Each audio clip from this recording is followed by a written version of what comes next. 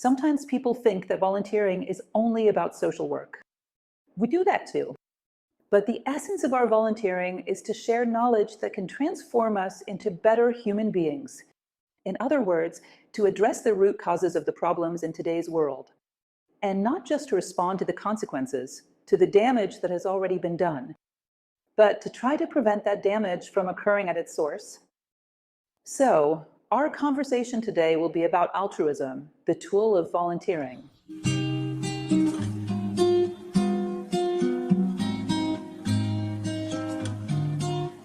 Altruism comes from the Latin alter, which means the other. But I like to say that when we talk about altruism, we are not simply talking about feeling sorry for someone, thinking, poor thing, I need to help them. That is not quite it. Altruism is thinking of the other as a part of myself. In other words, as my own responsibility. That is, it has a lot to do with the idea of unity. Altruism is directly related to restoring unity amidst diversity. Feeling increasingly connected to one another, in such a way that taking care of the other is like taking care of myself. It is nothing extraordinary, nothing out of the ordinary.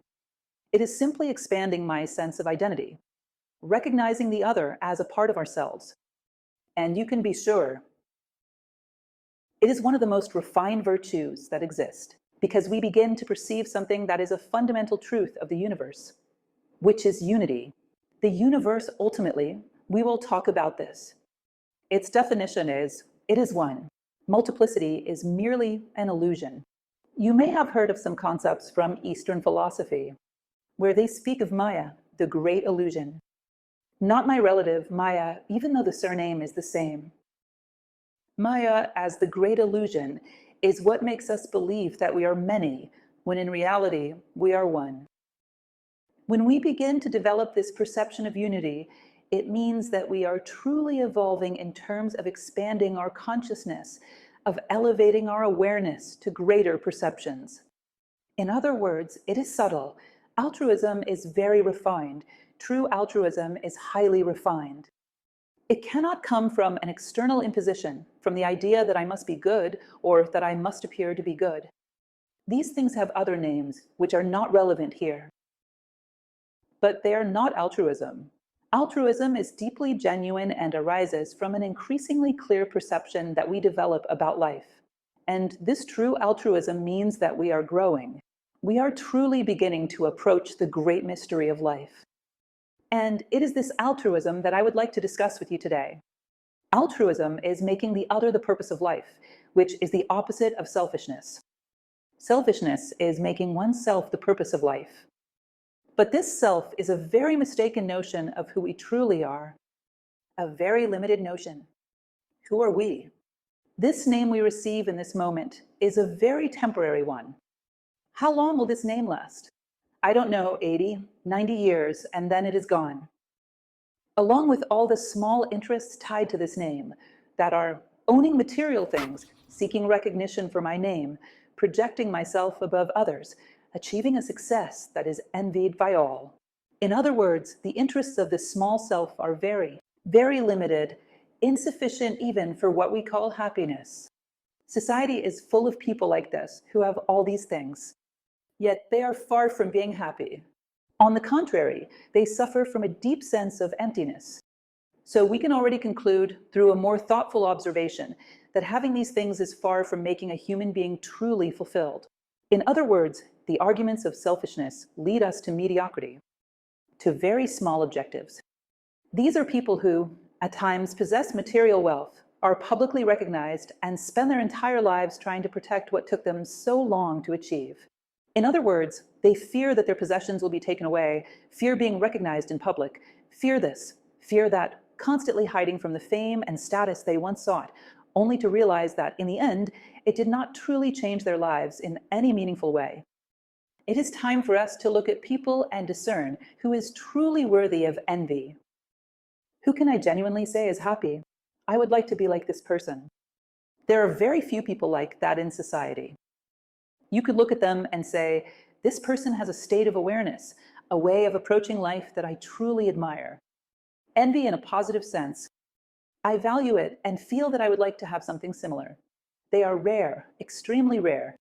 Therefore, the interests of this small self, by now we realized, in the midst of the materialism we live in, we have already realized that this is not the right path.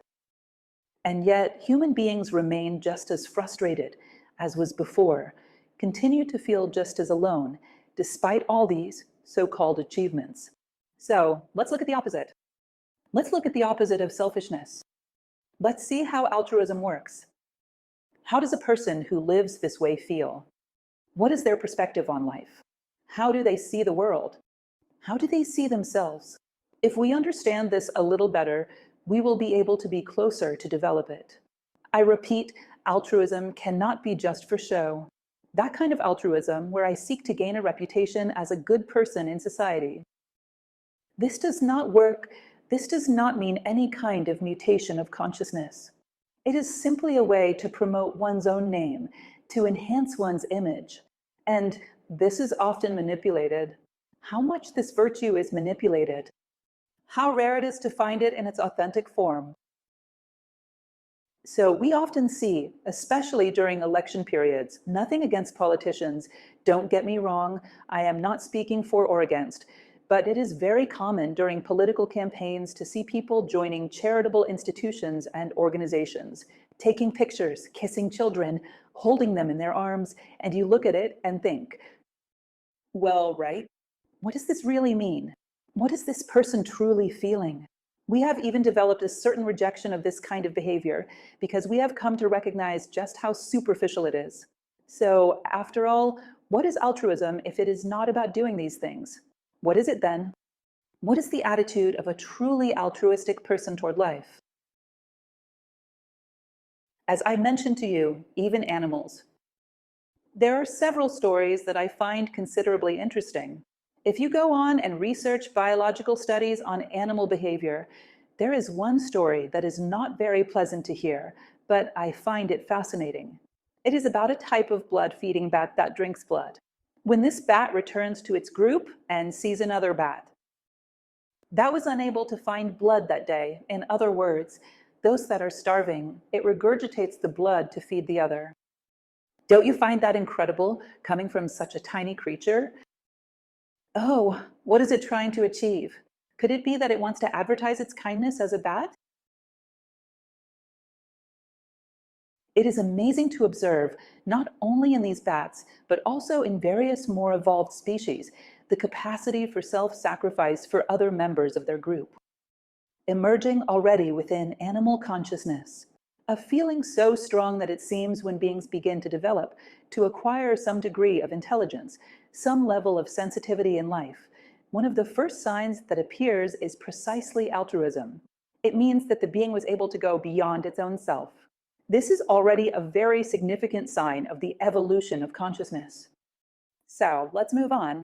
One of the first things I consider extremely important for us to understand when talking about altruism in any aspect of it is on the meaning of life.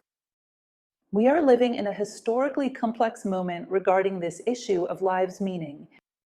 Without delving too deeply into the topic, most people believe that the meaning of life is to seek the greatest possible comfort with the least possible suffering in order to enjoy the greatest possible pleasure. In other words, everything to the maximum extent possible. That is, enjoyment and comfort. Notice that we are beings with much room for growth. We are not perfect. We are far from it. We would like to be much more human than we currently are, and that pursuit is legitimate. The meaning of life is not comfort or enjoyment. It is growth, everyone. It is about leaving this world greater than when we arrived. It is about being a contributing force for the world, for others, and for ourselves. It is about not living in vain. If you have a long journey ahead, an excessively comfortable chair is a hindrance. It will hold you back, keep you in inertia, which ultimately leads to mediocrity. We live in a society that says, if you have a problem, talk to me, and I will take it away so you can feel better. But is the person offering you this truly your friend? Sometimes that difficulty is the only chance you have to grow. And we sell the solution to all problems so that nothing disrupts your comfort. But is that really what human beings need? Is it something that truly benefits humanity? I remember meeting someone, and it is not uncommon to find people like this, who was extremely complacent. They wanted nothing to do with any kind of discomfort in their life. Anything that troubled them, they wanted to get rid of immediately. Very, very fond of pleasures, indulgences, and deeply complacent. One day, this person came to me and said, "Look, I met someone and I want them out of my life because they are very toxic. Toxic people, I need to stay away from them." I remember looking at this person and saying, "Look, with the way you live your life, why not detoxify this person instead? At least then you would have done something." You did not live in vain. Do you understand that? If someone problematic appears in your life, it'll run away because they might affect me. What are you living for then? Try solving some of this person's problems, and you might actually give some meaning to your own life. Or then, what are you living for? Notice how this societal tendency to wrap our personalities in cotton wool so that nothing hurts, nothing affects us, turns us into stagnant human beings. If a difficult person enters your life, of course, you're not expected to chase after every troubled soul in the world. But if they do cross your path, take a moment to see if there is something you can do to help. Because helping a person like that can give meaning to a life that perhaps until now had no meaning at all. Be careful. You go on the internet, and there are thousands of talks about how to escape toxic situations, toxic people, difficult individuals, and uncomfortable circumstances. For the love of God, what will be the essence of your life? What will be written on your tombstone? Here lies one who ran away. Is that it? Here lies one who ran away and nothing more. What are we doing for the world, for others? We came here to grow. There is no doubt about that. The meaning of life is to grow. Therefore, a complex event that arises in your life may be the opportunity you needed. Because by overcoming it, you reach a new level of awareness. You gain a much greater ability to respond to life, a much greater ability to add positive things to the lives of others, to the whole, to not leave this world the same as when you arrived. So this is an element that I consider the touchstone. A person who does not see life as a great opportunity for growth cannot truly be an altruist. Because the altruist sees difficulties and thinks, "Great, I will come out stronger on the other side." With each difficulty, you face it and say, "I will only come out on the other side greater than when I entered."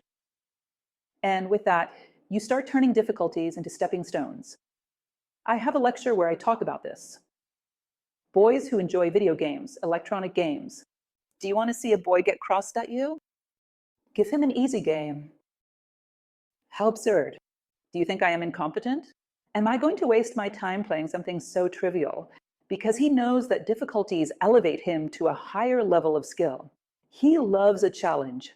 Imagine if we had this perspective on life. Difficulties will elevate me to a higher level of skill, a higher level of awareness. I will become a better being, a more prepared being, capable of offering human responses to life. And that is what we need. The whole world is calling for this. Human responses to life. Remember the biblical phrase, "By your works I will know thyself." By your responses to life, I see whether you are truly human or not. In humanity, many of us are merely projects of human beings, beings yet to be fully realized. That is our task. We came here for this purpose. We still have much to accomplish before we reach the fullness of the human condition. Therefore, this is a point that I consider fundamental. The meaning of life is growth. And difficulties, in this sense, are positive. They help us. Do not fall for an extremely complacent narrative that tells you to rid yourself of everything that bothers you, because that is a direct path to mediocrity and stagnation. Continuing on, another fundamental element we must understand as a foundation so that we can better comprehend altruism. When we talk about the meaning of life, it is a topic that comes with a series of complexities, because people tend to confuse the meaning of life, life's purpose, with projects. What is the meaning of your life? Oh, I would like to take a trip to Europe. If you return from Europe, what will your life be about after that? What will it be about? What for? If it's a project, can be good. It can be good.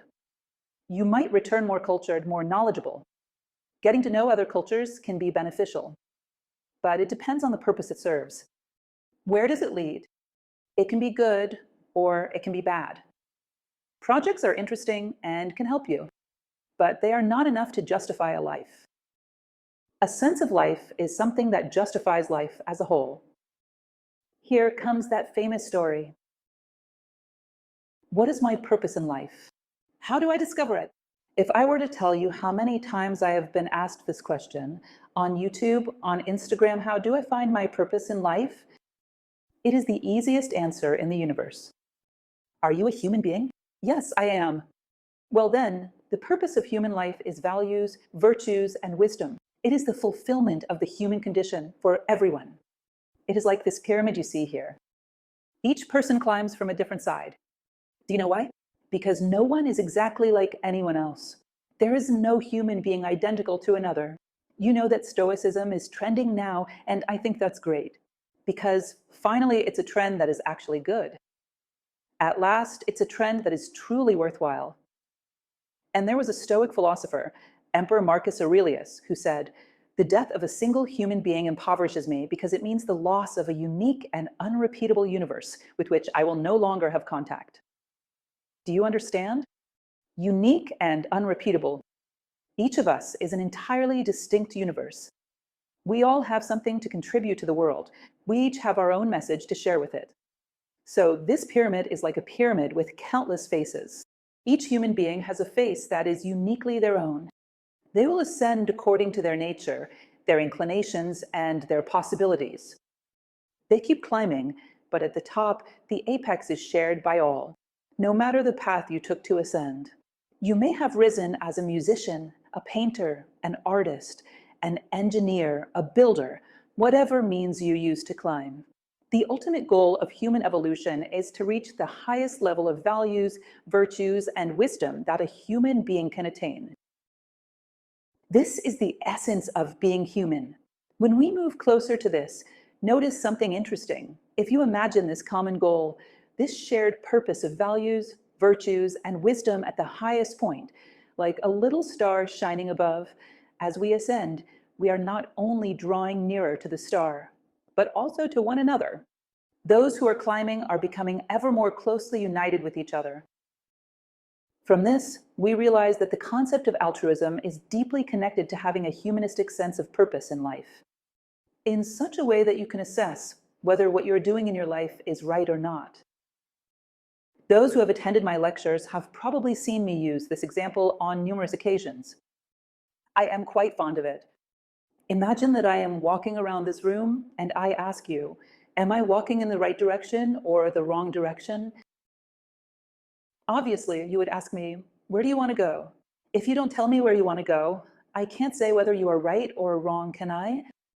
Then I say, well, I want to reach this curtain here. Okay, right. Now I am wrong. Right and wrong, true and false, good and bad, honest and dishonest, integrity and corruption. All these values only come into existence once you know where you want to go. What is right for someone who doesn't want to get anywhere? What is good? What is true for someone who doesn't want to get anywhere? That is when we realize that our society does not really understand what values are, which is why it is so difficult to have them. What are they? What is right? Whatever everyone else is doing. What is true? Whatever everyone else thinks. And off we go. Is that really a reliable criterion? If there is one thing that has proven unreliable throughout history, try this test. Look at different moments in history and ask what everyone was thinking at that time. Then see whether it was right or not. The opinion of the masses, that unexamined belief that everyone just copies, is generally terrible. Throughout history, we see only mistakes. In the Middle Ages, everyone thought the earth was flat and carried on the back of a turtle. The opinion of the majority, the opinion of the masses, unexamined, blindly copied by everyone, has never been a good advisor. Therefore, we are unable to establish values if we do not have a clear sense of purpose in life. And astonishingly, for those who debate this, today there are many courses and lectures discussing the topic of vocation. Do you know what the true human vocation is? It is to go out and be human. Everything else may or may not be useful, and you can follow more than one path. I am pursuing a career as a builder.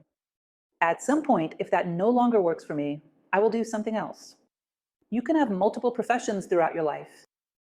That is not what defines your vocation. The vocation of being human is simply to be human. Vocation comes from vox, an inner voice that calls you upward, urging you to become the best version of yourself. Take a soccer player. You all know that up to a certain age, but after that, they must become something else. You can't play soccer into old age. The same goes for an opera singer. After a certain age, they must transition to something else. They might become a teacher or take on another role. Some professions are meant for specific stages of life. You cannot define your vocation solely by a profession, because when your time as a soccer player ends, what happens to you then? Die, because your calling is over. That does not exist. The true vocation of a human being is to be human. Everything else consists of occupations that may fulfill you, may be beneficial to you, and may allow you to contribute to the world, but nothing elevates a human being like a truly humanistic sense of life.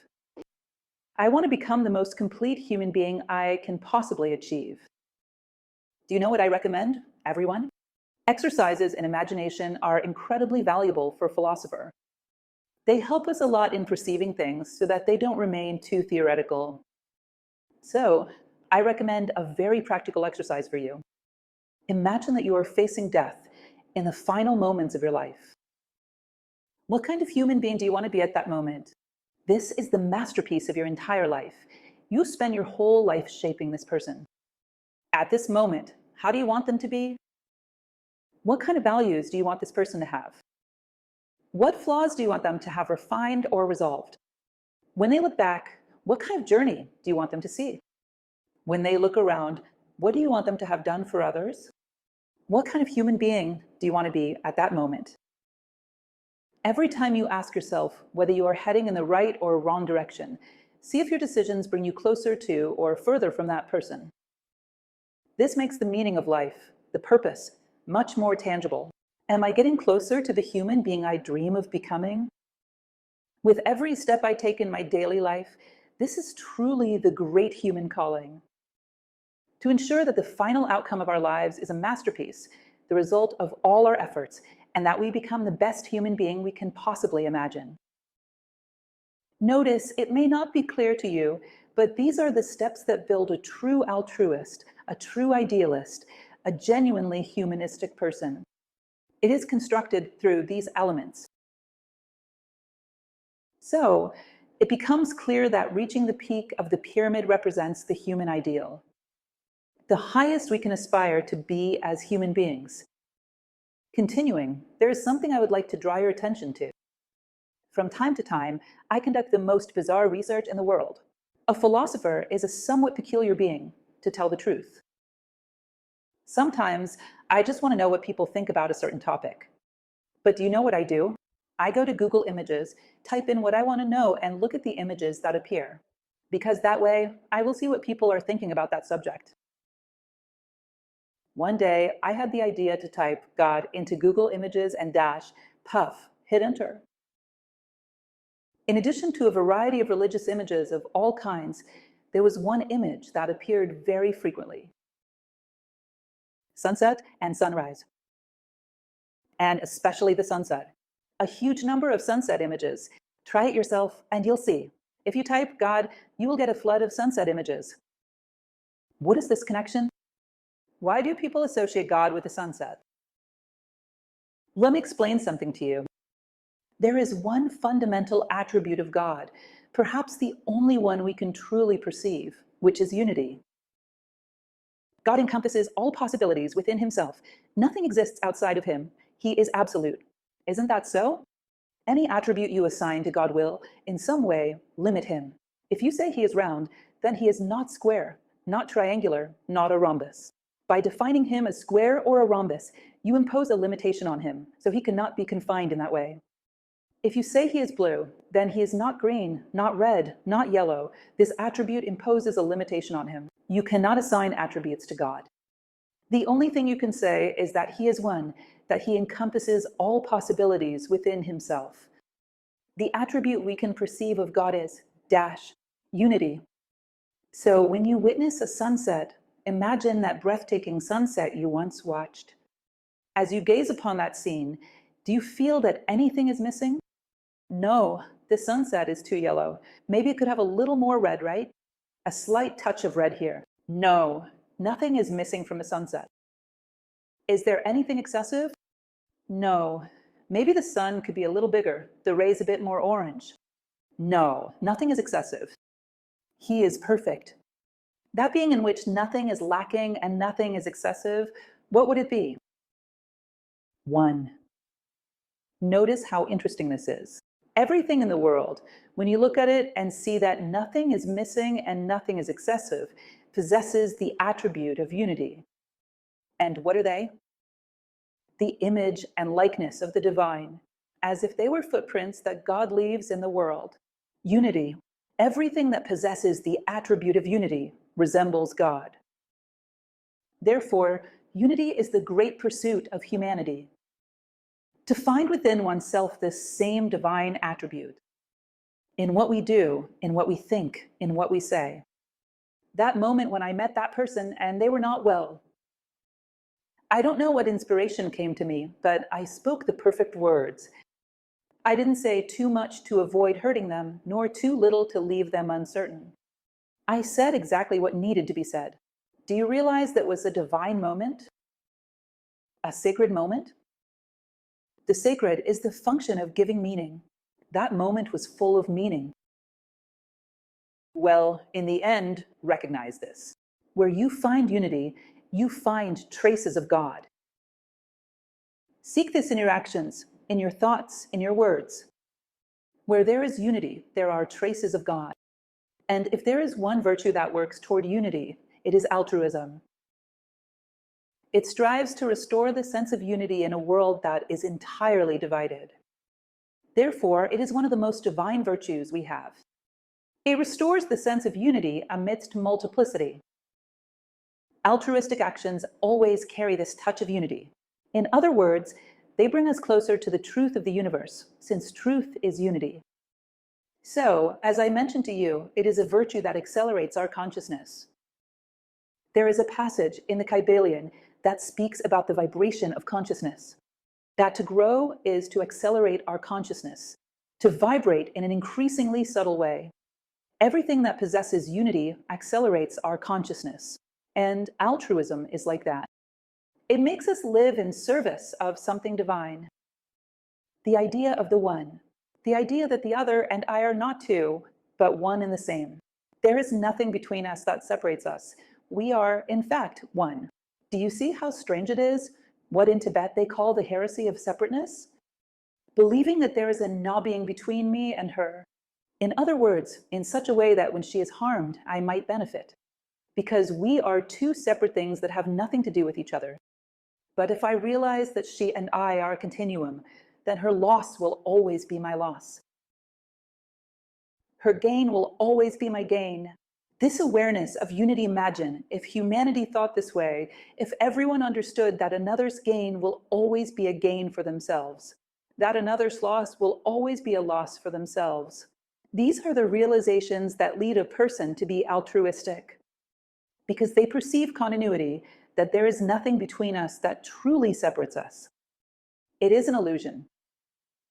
When we look at a world map, sometimes I find it amusing. One country fighting another to the point of killing each other.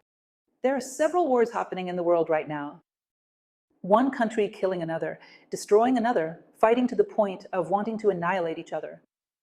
Look at the map. What is a country? It's just a little line. Who put that little line there? Is that really real? It is real. Does the world know that there is a little line there? The planet Earth knows it is an imaginary little line. In truth, one country, and another, and another, it's all part of the same being. It is one planet, one single Earth, with one single humanity. At what point did we invent this little line so that those on one side would hate those on the other side? Do you realize how absurd this is? We invented these little lines to turn against one another. These little lines are illusions. even the separation between one human being and another. They're illusions that keep fueling more and more opposition and fragmentation in human life. It's incredible that a human being living in the 21st century, where we have technology that is believed. Do you know that today NASA, at least as they claim, and I believe it, is capable of altering the course of a comet on a collision trajectory with Earth? Can you imagine someone being capable of something like that? Of calculating events that began at the very horizon of the universe's possibilities? With this level of technology on a planet full of wars, don't you find that a bit quaint? How can we be so backward in this way? We should have overcome this a long time ago. It means that technology advances to create things, but it does not advance to create human beings. And yet, there is also technology to shape human beings. For that, we have philosophy, for example. And we also need to work on shaping human beings, because otherwise, all technology becomes like a knife in the hands of a child, leading to its own harm. Perhaps it would be better not to have it, considering the way we are going. Sometimes we get a feeling, many people tell me this, and I stop to think, do people really reason in a broader way? When someone comes to you and says, for example, that the world is improving a lot, but is it really? Is the world truly improving? According to Eastern tradition, you might consider that the world follows a sinusoidal pattern, a curve that rises gently, gradually ascending. So much so that if you look at a 2,000-year horizon, back to the beginning of the Christian era, the way people thought about, for example, slavery, there has been a subtle progression. Today, publicly, the majority of people are against slavery. But has slavery truly disappeared? If you consider the word itself, it has disappeared. It has only changed its name. People working around the world in conditions similar to slavery, could it be that their numbers today surpass all the slaves that ever existed in history? Do you know, for example, how several African countries operate in agriculture? How do people work? What are the conditions like? Do you know how many people work in factories around the world? Do you know how many work in forced labor camps in Siberia? If we were to add up all these people with a global population of 8 billion, wouldn't we have more slaves now than ever before in history? It is just that we call it by a different name, right? But the past had totalitarian periods. It's totalitarian periods in the 21st century. That is what we have the most, my friend. That is what we have the most. The most horrendous, most senseless things. I don't know if you have seen the latest rules that were imposed in Afghanistan. The most bizarre things. Women are not allowed to speak in public.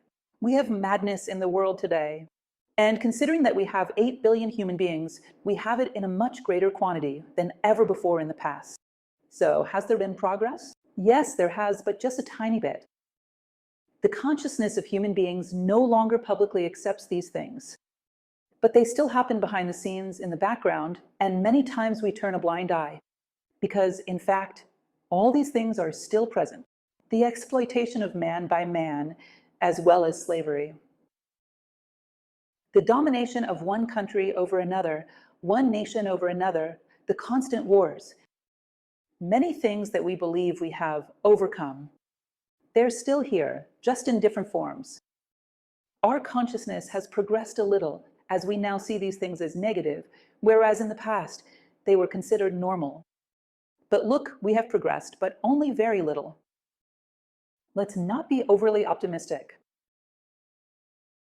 I remember once seeing a report by a journalist who said the following: fortunately, we have overcome barbarism, things like Attila, king of the Huns, the Vandals, and the Ostrogoths, things that are now part of our past. Look, let's be honest, there are things in today's world that would leave Attila quite impressed. We have things that would make Attila drool with envy. Let's face it, it's that. I remember, during the time of the pandemic, something that deeply shocked me. I read a report by a medical team stating that we had no idea how much money allocated for hospital ventilators had been embezzled. Do you understand what it means for someone to pocket money while knowing that people are suffocating in hospitals due to a lack of ventilators, and to morally accept that? Do you think that person is any better than Attila, king of the Huns? Do you honestly think so?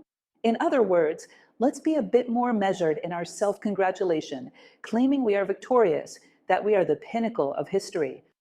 We still have a lot of growing to do. We have grown a little. Yes, we have. But we still have a long way to go. And altruism is the key. It is what would elevate our level of consciousness to an entirely new plane. I acknowledge that it is natural for history to unfold this way for a very simple reason. Growth is not easy. Try growing on a personal level, meaning overcoming even a small flaw. In other words, see how challenging it is. We struggle, struggle, struggle, and just when we think we have overcome it, it is waiting for us around the next corner. It catches you off guard. You fight, fight, fight, and then suddenly it reappears in a different form and catches you again. Personal growth is not easy. So why would collective growth be any different? The growth of humanity is very slow, and the great breakthrough, which would be truly becoming more human, has yet to happen. That is the truth. We haven't achieved it yet. It is not technology that will bring about this breakthrough. Unless you are referring to a human technology, the mastery of the art of living well as human beings. And in this, altruism plays a fundamental role. Perhaps you have heard of an interesting story that recently took place regarding this aspect of the Sutratma, this narrative. I was invited by the Brazilian women's national soccer team. Imagine that, me, of all people, with my vast knowledge of soccer, to give a lecture. They were preparing for the Olympics, and I spoke to them, gave a lesson, and shared the story of the pearl necklace. It was very interesting. While speaking about unity, I shared the story, which I will now tell you. I could sense that they were deeply moved by the story. And then the coach, Arthur Elias, who was very insightful, highly intuitive, and truly excellent, had the idea of reinforcing the story in their memory by purchasing a pearl necklace and giving one to each player, so they would always remember the lesson. When they won the silver medal and stepped onto the podium, if you looked closely, you would see that they were all wearing the pearl necklace. You can witness the power that a symbol holds. How important a symbol can be. The story I shared with them, which I find incredibly inspiring, is the story of Sutratma. What is this story about? Imagine a pearl necklace where each tiny pearl represents a human being. At first, a human being is superficial, only looking outward. Then they think, wow, I am the brightest pearl in this necklace, the roundest one, I am the best. And you spend a lot of time on this superficial, selfish thing, right? A long time. Then at some point, they feel a thirst for inner life, and they turn inward, seeking their essence. But since they are only used to seeing pearls when they look inside, what they find is a small piece of silver. At first, they do not recognize the silver. They feel that inner emptiness, but if they keep searching, searching, searching, they eventually come to recognize it. Within me, there is a small piece of silver. This is my essence. And then they would be overjoyed with this realization and would try to tell the other pearls that they too have an essence, a small piece of silver. Wonderful. But what is the epilogue of the story? It is when all the pearls discover that the small piece of silver within them is not separate. It is part of a single thread that runs through each one of them. Do you understand this? In essence, we are one. This small piece within us of spirituality, our deepest soul, is a moment of a thread that runs through all beings in the universe. In other words, the deeper you go into self-knowledge, do you know what you will find? Unity, my dear. That is what you will find. You will find the thread, which in the East they call Sutratma. The deeper we go, what we will find is the truth of the universe. And what is the truth of the universe? Unity.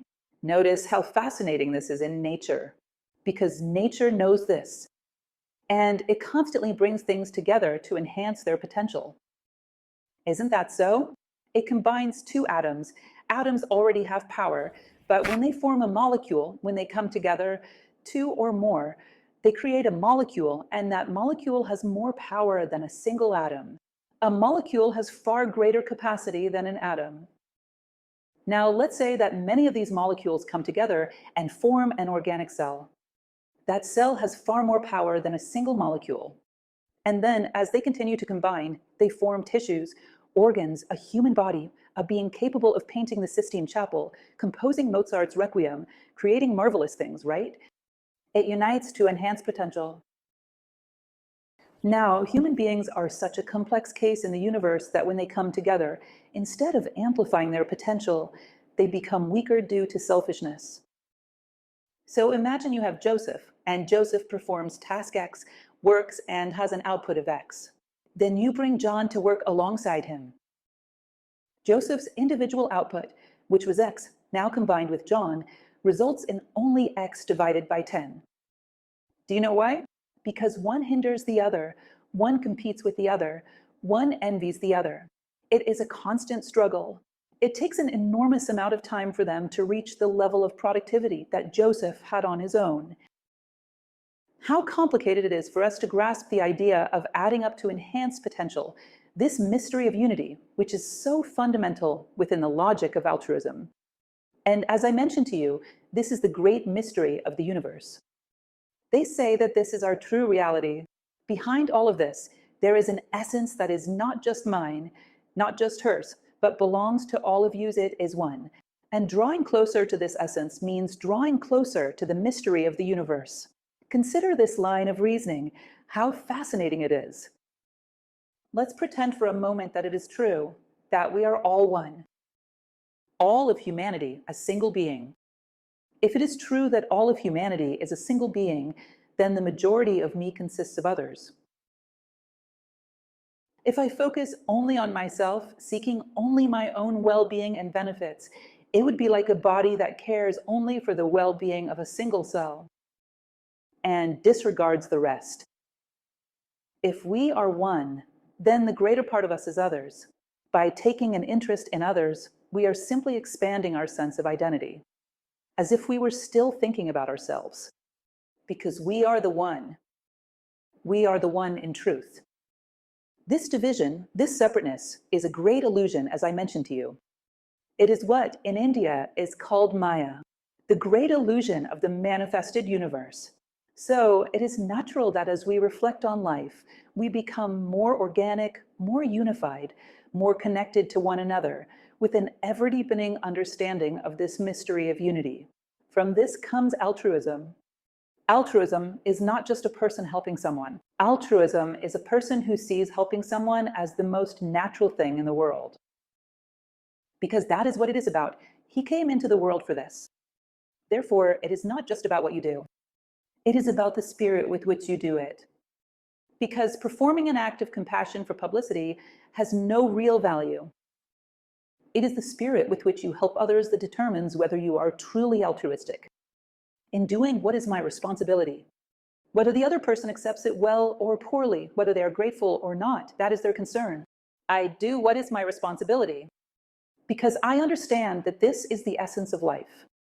It is the ever-deepening realization that, in truth, we are all one. Therefore, altruism is a state of consciousness, more than just a mere gesture. In fact, it can even appear contradictory to an outside observer. Can a highly altruistic person never say no to someone from time to time? They may realize that the best thing a person can hear in order to grow at that moment is a no. And they can say no. And that act of saying no can itself be an altruistic gesture. For someone who wants to feed an addiction, for someone who seeks to sustain a corrupt attitude, they approach this person and say, no, they do not open the door for them. And that no is altruism, it is compassion, it is generosity. The altruist seeks to unite. They do not follow society's patterns of flattering others' personalities. They give what the other person needs in order to grow. That may be a no, it may be a boundary, it may be a closed door. What determines this is the state of mind, the way in which it is done. And returning to the question of what this generates within us, which is also a very important aspect to recognize.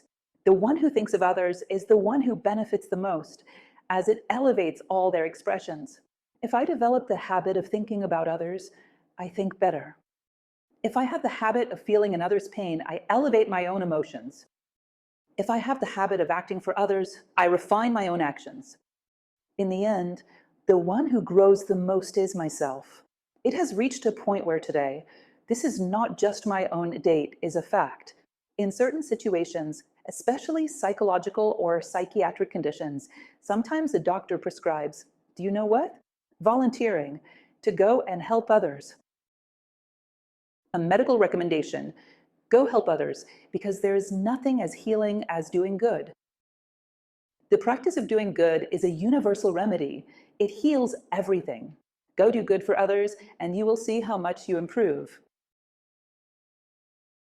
Stephen Pressfield, an author I really admire, an American writer about whom I give several lectures, talks about an American psychologist named Tom Lowling. He says that this Tom Lowling practices a form of therapy.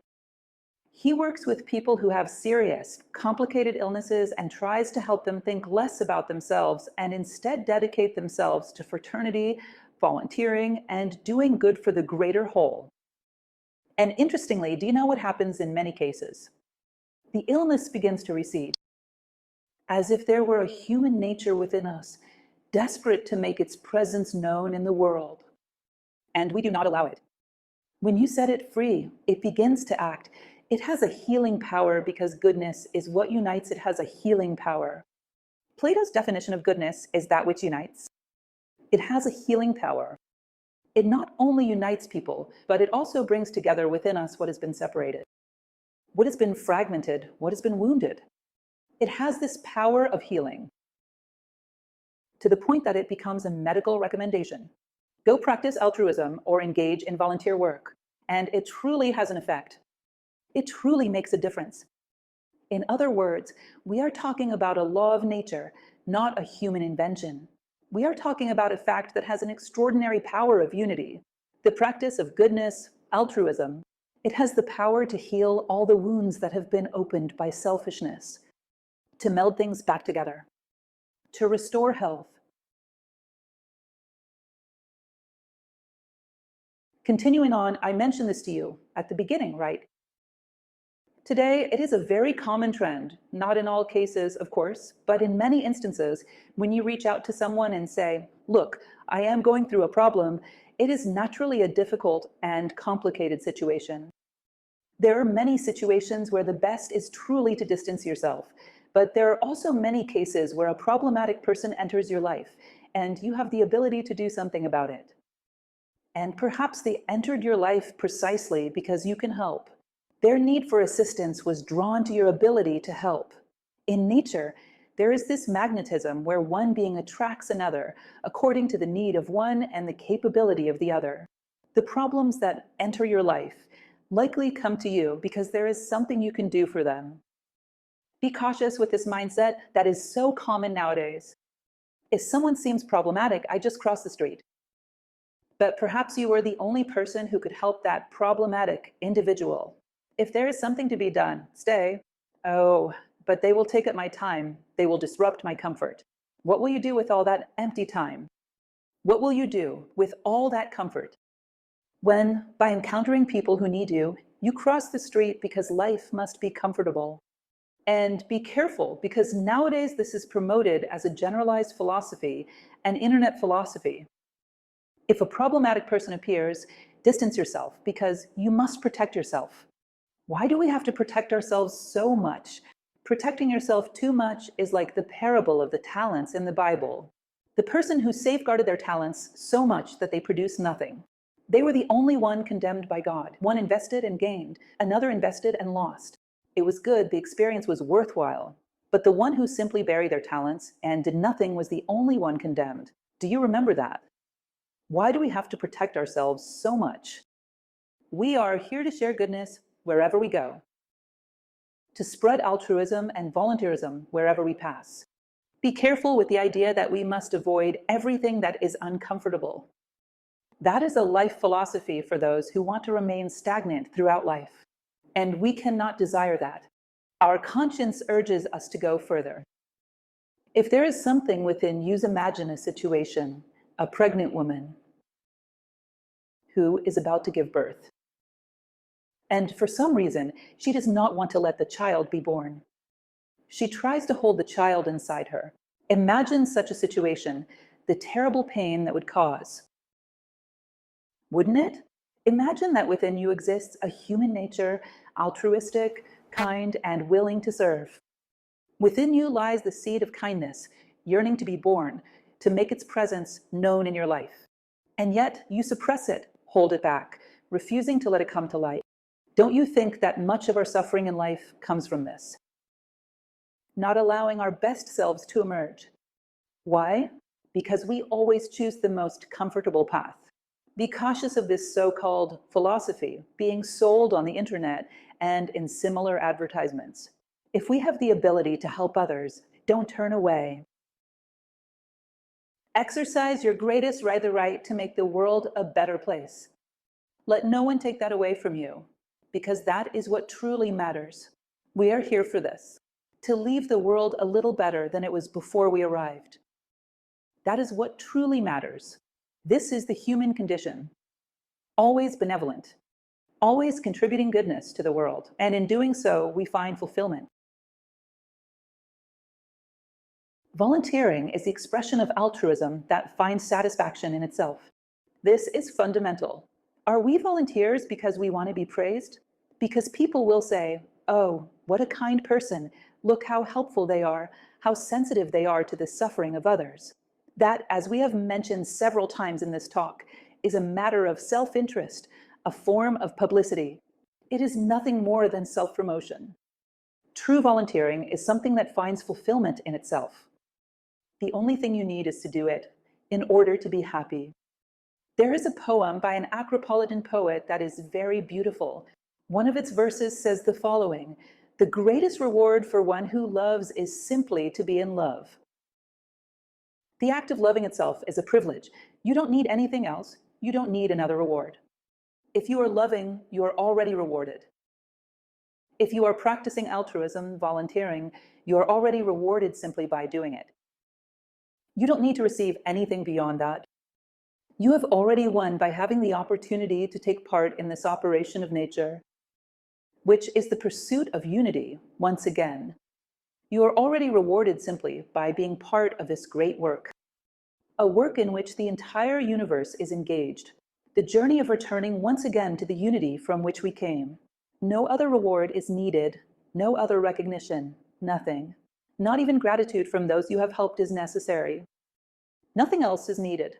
The greatest reward for one who loves is precisely the act of loving. The greatest reward for one who benefits others is exactly the act of benefiting. Anything beyond that is unnecessary. Nothing more is needed. Can you grasp this nuance, this refinement of kindness, of altruism? It is fulfilled in itself. It needs nothing beyond itself to make us whole and happy. Genuinely altruistic volunteering is enough to give meaning to a life. Genuinely altruistic volunteering is enough to give meaning to a life. When you reach that moment of questioning, of reflection, was my life worthwhile? Did I really make a difference? You recall a moment when you practiced true altruism without any ulterior motives. It was worth it. I did something. In other words, even a single moment of my life justified my presence on earth. A single act of volunteering, of genuine altruism, without ulterior motives, is enough to say, I did not live in vain. A moment like that already gives meaning, already gives weight to your life. You did not live in vain. Imagine giving this tone to your life. We begin to make history. That is what we do. When we make this the guiding principle of our lives, we start writing history. When we are selfish, we follow the path of what is done to us. We go along with the wave of those who write history are merely written. But when we take control of our lives and act with altruism, we begin to turn the tables and write our own history. It is a story that can benefit not only ourselves, but also those around us, because it creates a wonderful reference point for change. Think about it. A young person who enters adulthood today, turning 18, 19, or 20 years old, will seek an example, a reference point, because every human being needs a role model, a guiding reference. Then, before them, a menu of options unfolds, featuring all the human beings who exist on Earth at this moment. If there is at least one or two who are genuinely altruistic, they already have a good reference point. They are not lost. If there is even one or two who are truly dedicated volunteers and love this work for itself, they already have an option. They are no longer in darkness. They have some light at the end of the tunnel. It is not possible that young people arrive, look at the world's menu of options, and fail to find a single human being who serves as a beacon of light for them. A constructive reference, a model of kindness. I don't know if you have ever stopped to think about a question I was asked the other day. During an interview, it completely caught me off guard. Honestly, they asked me, look, name a living person on Earth right now whom you would love to meet, because it would be a learning experience for you. I must admit, I hesitated. There are so few human beings who, if I met them, could truly elevate my consciousness, could change my life. How rare they are. Be one of those people and give hope to others. Stop and think who? Who? A famous actor, a famous singer. Who? A famous athlete. Who? Who would be the person that inspires you that much? See how rare they are. A human being like that is a source of hope for many people.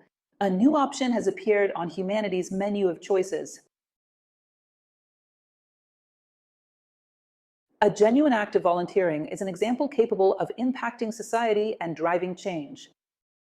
Now, that would be something I will be so happy on the day someone asks, who is a person that inspires you so much that you would like to meet before you die? And if I had 10 names to say, how wonderful that would be. Can you imagine? So many. The world is full of such people. Wow, how inspiring would that be? How much would it elevate my awareness? How great would it be if these examples were more common? How do we make that happen? Become one of those examples yourself. An example is something truly remarkable, because an example is something practical. You don't just pretend to be something, you are actively doing it. And others follow because you are already in motion.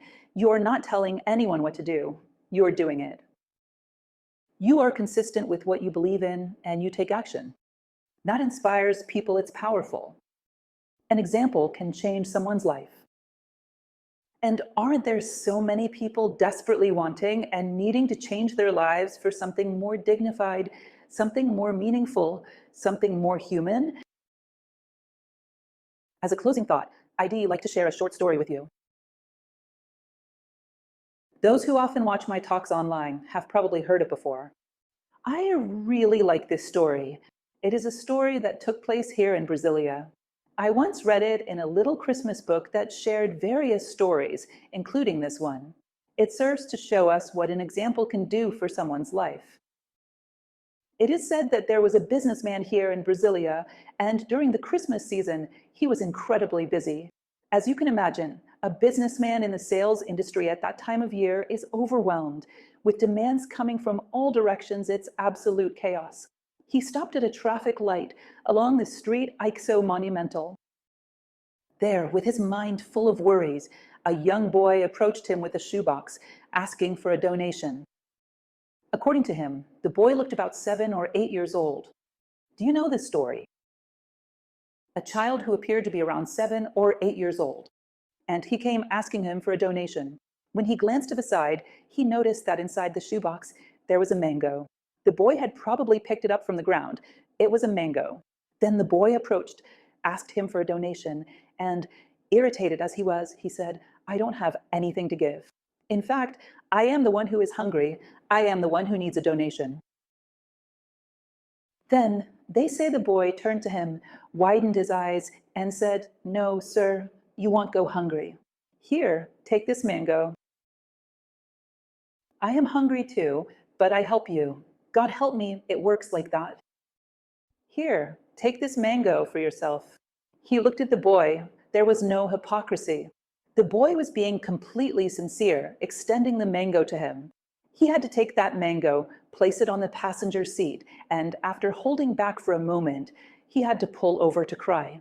And from that moment on, he became a social entrepreneur, completely transforming his life. A boy with a mango inside a box.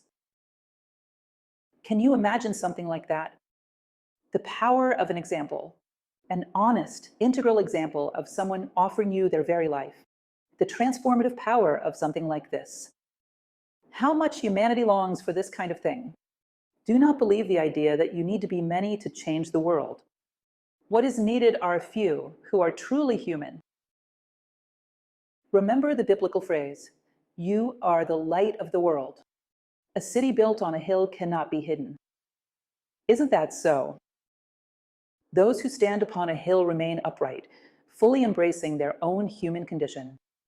And they are truly capable of being a powerful reference point, one that overturns the logic of today's deeply selfish society. Through a small example, like a mango inside a shoebox, and you have the ability to profoundly transform someone's life.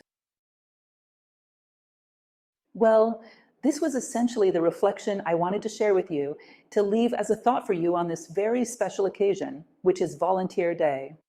Think about the opportunity we have to be altruistic, to be volunteers, the opportunity that nature grants us. It is as if you had received a golden jewel and thrown it away. It is the gold that life is offering us. The practice of kindness, the exercise of kindness, through altruism, through volunteering. An opportunity to draw closer to the divine mystery, an opportunity to connect with our own true human nature, and to find the genuine happiness that rightfully belongs to each of us.